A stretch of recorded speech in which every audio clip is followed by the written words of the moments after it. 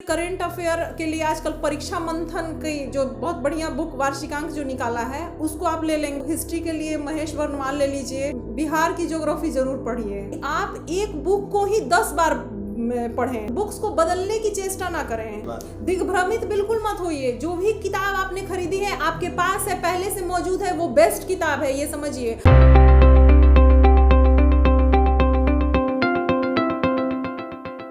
नमस्कार, मैं हूं राकेश कुमार और आज फिर एक बार हमारे साथ हैं सुश्री जूली कुमारी जी, जो एलईओ हैं यहाँ पूर्वी चंपारण में, मोतिहारी में।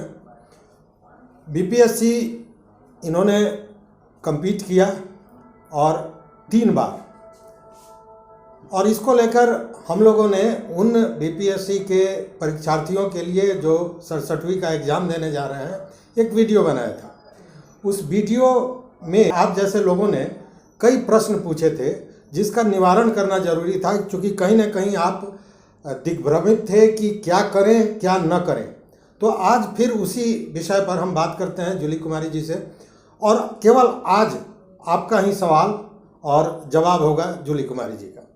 तो मैम, फिर से एक बार स्वागत है आपका फाइनल पोस्ट में। कई तरह के सवाल पूछे गए थे जो कई भ्रम हैं बच्चों को जो परीक्षा देने जा रहे हैं। उसमें एक है संध्या कुमारी। संध्या कुमारी का कहना है कि उन्होंने अपने हाथ पे एक टैटू बनवा रखा है, तो क्या वो बीपीएससी के एग्ज़ाम में बैठ सकती हैं या उसमें भाग लें? जी बिल्कुल संध्या, आप क्योंकि अगर आपको मन है कि आप बीपीएससी और लोक सेवा आयोग की परीक्षाओं में आप बैठें तो आप बिल्कुल उसमें आप बैठ सकती हैं और सफल हो सकती हैं। रिस्ट पर टैटू बनाना या फिर किसी भी प्रकार की टैटू अगर आपकी बॉडी पे है तो इससे कोई रिलेशन नहीं है। अच्छा, उसी तरह तो संध्या जी ने जाना कि आप परीक्षा में भाग लें। उसी तरह एक दिलीप कुमार हैं, उनका ये कहना है कि हिंदी भाषी जो लोग हैं उनका क्या फ्यूचर है इसमें? मैं आपको बताना चाहूँगी कि चूँकि इंग्लिश मीडियम के स्टूडेंट हम लोग रहे हैं और रिटन इंग्लिश में दिया है, इंग्लिश मीडियम में, बट हम लोग वहाँ पे जब इंटरव्यू में प्रेजेंट होते हैं तो हिंदी में ही हम अपनी क्वेरीज और क्वेश्चंस को ज़्यादा बढ़िया से किसी को समझा सकते हैं।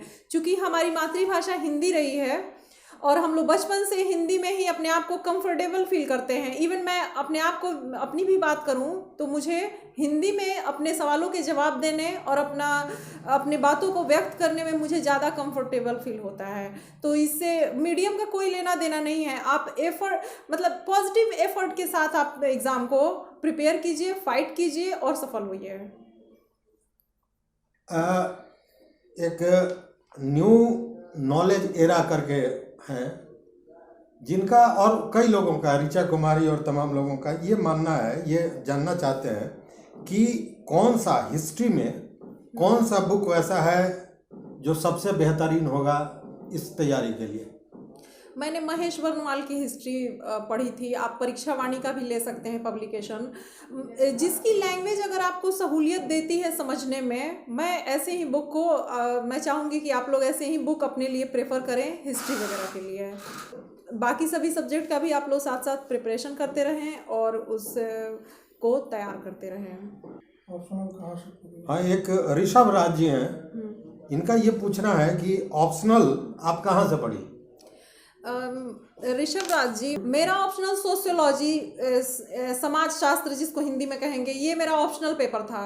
तो चूंकि मैं साइंस बैकग्राउंड से रही हूँ और मैं कंप्यूटर साइंस ऑनर्स हूँ काशी हिंदू विश्वविद्यालय वाराणसी से, तो कंप्यूटर साइंस जैसा तो कोई पेपर ऑप्शनल में होता नहीं है। तो मैंने समाज शास्त्र के सिलेबस और समाज शास्त्र विषय मुझे लगा कि मैं उसमें अच्छा परफॉर्म कर सकती हूँ, क्योंकि हम लोग समाज में रहते हैं और परिवार, समाज की सबसे छोटी इकाई अगर कहा जाए तो व्यक्ति है, और व्यक्ति का परिवार है और परिवेश है, तो उससे मैं अपने आप को रिलेटेड कर पाती थी। इसीलिए मैंने समाज शास्त्र ऑप्ट किया था। इसमें आप भी जिसमें आपकी इंटरेस्ट हो, जिसको आप पढ़ सकते हो और जिसको अपने आप को रिलेट कर सकते हो, ऐसा आप सब्जेक्ट चूज़ कर सकते हैं ऑप्शनल के लिए। और समाजशास्त्र स्कोरिंग अच्छा स्कोर रहा उसका, उसमें आप भी उठा सकते हैं। उस सब्जेक्ट की तैयारी कर सकी आपने? उस सब्जेक्ट की तैयारी के लिए मैंने चूँकि कोचिंग्स वगैरह से मैंने पहले सोचा कि मेरे पास 6 महीने थे प्री के रिज़ल्ट आने के बाद मेंस के लिए, तो मैंने सोचा कि मैं उसमें कैसे करूं। पहले उसकी शुरुआत करने के लिए मैंने बुक्स वगैरह कलेक्ट किए मार्केट से, लेकिन मुझे सबके नोट्स वगैरह वहाँ ज़्यादा अवेलेबल रहते थे। और कोचिंग्स में चूँकि इलाहाबाद में थी मैं उस समय, तो बीपीएससी का उतना वहाँ पे बहुत सारे कैंडिडेट नहीं थे कि मैं कोचिंग की क्लासेस कर सकूं। तो मैंने क्या किया कि मैंने 3 इयर्स की मैग्रीव हिल पब्लिकेशन की बुक मैंने परचेज़ की और मैंने खुद से अपने नोट्स बनाए। मैं दूसरों के नोट्स की बजाते मैं अपना नोट्स पढ़ना पसंद करती हूँ, क्योंकि उसको हम लोग लिखते हैं, अपने कोडिंग से लिखते हैं, अपनी मेहनत से उसको लिखते हैं, तो हम उन चीज़ों को जल्दी ग्रैप्स कर लेते हैं। उनको बस रिवीजन करने की ज़रूरत पड़ती है हमें। तो इसलिए मैं सबको यही कहूँगी कि अगर आप ऑप्शनल में, अगर आपको कोचिंग नहीं मिलती है, कोचिंग की सुविधाएँ, या फिर कोचिंग ऐसा ऑप्ट नहीं करता है आपको कि बहुत सारे बच्चों के साथ आपको पढ़ा सके, तो आप खुद भी 6 महीने में अपना ऑप्शनल सब्जेक्ट प्रिपेयर कर सकते हैं और बहुत अच्छा प्रिपेयर करके बहुत अच्छा परफॉर्मेंस दे सकते हैं। जो प्रश्न पूछे गए हैं उसमें कुछ ऐसा भी प्रश्न है जो व्यवस्था पे प्रश्न चिन्ह उठाता है। जैसे एक दीपक कुमार शर्मा जी हैं, इनका कहना है कि हर बार क्वेश्चन आउट हो जाता है, उस तरह की स्थिति में सारा मेहनत हमारा बेकार हो जाता है। और इनका ये भी कहना है कि उसके चलते कट ऑफ मार्क जो है वो भी बहुत हाई हो जाता है। चूँकि ये विधि व्यवस्था से जुड़े सवाल हैं, तो आप एस्पिरेंट हैं, आप कैंडिडेट हैं, और मुझे नहीं लगता है कि 4-5 सालों में इधर बीपीएससी में ऐसी कोई चीज़ हुई है। शिशिर सिन्हा सर के टाइम से ये बिहार लोक सेवा आयोग का जो कैलेंडर है वो बहुत बढ़िया अपना कंटिन्यूअसली परफॉर्म कर रहा है। प्री, मेंस और इंटरव्यू वगैरह सभी एग्ज़ाम्स बड़े समय पर हुए और सबने अच्छा रिजल्ट दिया। चूँकि पिछले साल की मैं बात करूँ तो पिछले 1 साल में 2 बीपीएससी के फाइनल रिजल्ट निकले, 64 बीपीएससी और 65th बीपीएससी। तो आप अपनी तैयारी जारी रखिए, बीपीएससी आयोग के नियम कानूनों पर बिलीव कीजिए। आयोग में जो बैठे हुए हमारे पदाधिकारीगण हैं वो ऐसा कुछ अभी तक तो हमारे नज़र में नहीं आया है इधर 4-5 सालों में कि ऐसा पेपर आउट हो गया तो उससे कुछ हो गया है। चूँकि आप बीपीएससी के एस्पिरेंट हैं तो थोड़ा धैर्य बना के रखें और अपना पढ़ाई पर दे तो ज़्यादा जरूरी है। एग्जैक्टली एंट्रेंस को सोचने की वजह आप पॉजिटिव एक्सपेक्ट को सोचें और अपने आप को हमेशा पॉजिटिव वे में, पॉजिटिव डायरेक्शन में अपने आप को इन्फोर्समेंट के साथ पढ़ाइए। एक विजय कुमार है जिनका कुछ अलग सोच है। अच्छा। अब वो कह रहे हैं कि लड़की लोग को तो मंदिर की प्रसाद की तरह नौकरी बांटी जा रही है। 108 नंबर लाकर देखिए, फिर देखिए क्या होता है। तो ये हमारे राज्य सरकार का जो विधि, मतलब इसको आरक्षण के तौर पे कहा जाए या फिर महिलाओं को सशक्त करने के लिए समाज में जितना उनको हिंड्रेंस या फिर बहुत ही ज़्यादा मेहनत, बहुत ही ज़्यादा सामाजिक सारी तरह की लेयर्स का सामना करके ये लड़कियां आगे आती हैं, तो उनको 35% अगर सरकार ने इस तरह का आरक्षण दे रखा है तो उससे आपको, मुझे नहीं लगता है कोई समस्या होनी चाहिए। और लड़कियां चाहे भी किसी भी परिवार की हों, वो आगे जब बढ़ती हैं तो बहुत अच्छा लगता है, गार्जियंस को भी गर्व फील होता है। जो तमाम जो सवालात पूछे गए हैं उसमें सबसे ज़्यादा ये सवाल है कि कौन सा, किस विषय के लिए कौन सा मटेरियल होना चाहिए, कौन सा किताब होना चाहिए। और उसमें खासकर जैसे अभी हम लोग बात कर रहे थे 80-20 की बात, कि 80% कुछ वैसे सब्जेक्ट के पार्ट्स हैं कि अगर उनकी ही तैयारी की जाए तो 80% उससे कवर हो जाता है। तो उस पर क्या कहेंगे? देखिए, जिस भी लड़के को शुरू से, मतलब अभी हमारे पास 3 महीने हैं, 2 महीने हैं 30 अप्रैल तक, तो आप अगर अभी से भी तैयारी करते हैं एक सही डायरेक्शन में तो आप प्री को क्रैक कर सकते हैं। उसमें सबसे पहले मैं आपको बताती हूँ, आप सबसे पहले अपना सिलेबस निकाल लीजिए बीपीएससी का, उसको एनालाइज कर लीजिए कि कितने % क्वेश्चन प्रीवियस रिपीटेड हैं, क्योंकि रिपीटेड क्वेश्चन भी आते हैं, हिस्ट्री से क्वेश्चन आएंगे, पॉलिटी से क्वेश्चन आएंगे, ज्योग्राफी के क्वेश्चन आएंगे, और इसमें से मैक्सिमम क्वेश्चन रिपीटेड होते हैं, उनको आप एनालाइज कर लीजिए। फिर करेंट अफेयर के लिए आजकल परीक्षा मंथन की जो बहुत बढ़िया बुक वार्षिकांक जो निकाला है उसको आप ले लेंगे, करेंट आपका उससे तैयार हो जाएगा। 1 लीनियर करंट मिलेंगे उसमें आपको और जल्दी भी याद हो जाएंगे। तो वो उसके लिए पॉलिटी के लिए आप लक्ष्मीकांत एज यूजुअल जैसे सभी करते हैं वो आप ले सकते हैं लक्ष्मीकांत को। हिस्ट्री के लिए महेश वर्णवाल ले लीजिए। ज्योग्राफी में बिहार की ज्योग्राफी ज़रूर पढ़ के जाइए। बिहार स्पेशल एक लूसेंट को ले लीजिए।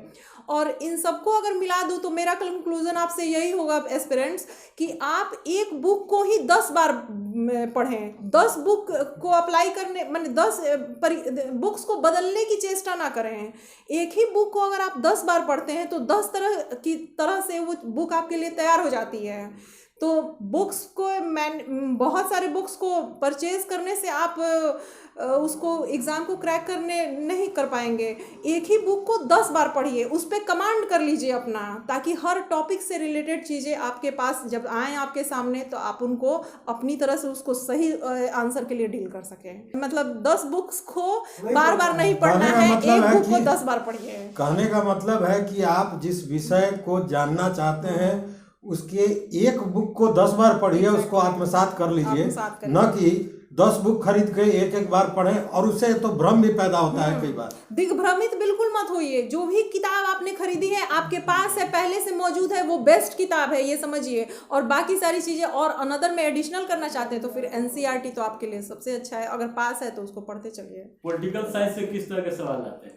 पॉलिटिकल साइंस से एक्चुअली राष्ट्रपति जो संसद है, संसद जो टॉपिक है उसमें 3 राष्ट्रपति, लोकसभा और राज्यसभा, इन तीनों को बढ़िया से प्रिपेयर कर लीजिए। उसमें कार्यकाल और वो अपना रेजिग्नेशन लेटर किसको देते हैं और किसके सामने शपथ लेते हैं, ये सब ऐसे टॉपिक्स हैं। इनसे एक क्वेश्चन जरूर बनेगा, 2 क्वेश्चन जरूर बनेगा। हम लोगों ने अभी बात की वो आपके जो प्रश्न पूछे गए थे उसका उत्तर था, लेकिन जो 67वीं बीपीएससी के एग्जाम के परीक्षार्थी हैं, जो उम्मीदवार हैं और जो पूरा जी तोड़ मेहनत कर रहे हैं, उनके लिए जूली मैम ने एक बेहतरीन प्रस्तुति तैयार की है, जिसमें जो बार बार पूछा जा रहा है कि कौन सा किताब किस सब्जेक्ट के लिए होगा, क्या होगा, तो उस पर एक इन्होंने तैयार किया है जो अगली वीडियो में हम आपको बताएंगे। निश्चित रूप से आप इसको देखिएगा। क्या मैडम उसमें क्या होगा?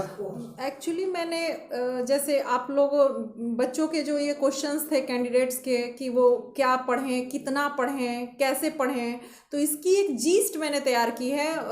उसको मैं नेक्स्ट वीडियो में जो आप लोग जल्द ही हम लोग शेयर करेंगे इन स्टूडेंट्स और एस्पिरेंट्स से, ताकि चूँकि तैयारी तो लगभग हो चुकी होगी, जो तैयारी करने वाले कैंडिडेट्स हैं उनकी तैयारी लगभग हो चुकी है, लेकिन जो भी बची खुची तैयारी हो तो उस जीस्ट के माध्यम से उनका मतलब अटेम्प्ट ऑफ क्वेश्चंस बढ़ जाएंगे, नंबर्स बढ़ सकते हैं उससे। तो उस जीस्ट को एक बार ज़रूर आप देखने का कष्ट करेंगे। मैं सभी एस्पिरेंट से मैं अनुरोध करती हूँ कि उस जीस्ट को आप ज़रूर देखिए और उससे आगे की अपनी तैयारी में और भी बढ़िया से उसको करने में आपको उससे मदद मिलेगी। और इसी के साथ सभी को ऑल द बेस्ट।